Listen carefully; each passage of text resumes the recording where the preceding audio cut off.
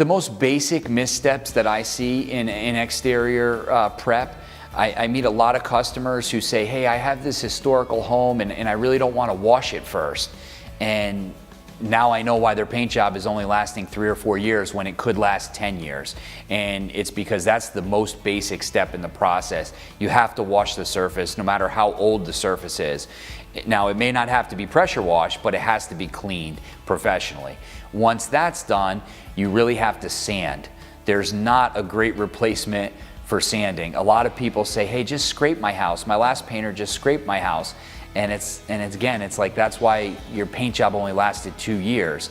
If you have loose edges and you have a difference in mill thickness, you have to sand down those edges. And that takes time and it takes work, but that's what's gonna make your paint job last for a long time.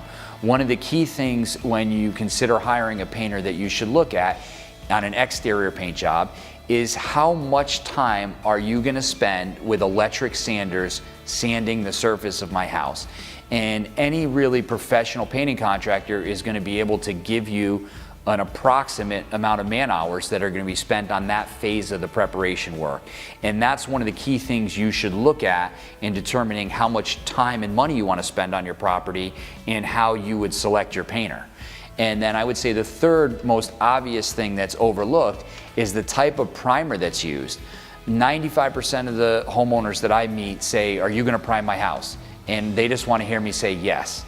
But they don't take the next step and ask me, what am I going to use to prime your house?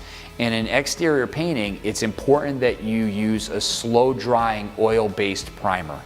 Even if your contract says oil-based primer, more than likely it's a fast drying oil-based primer, which is what most of the manufacturers are really marketing the most and pressing off their shelves the most, because it dries quickly and it allows you to apply a finish coat faster.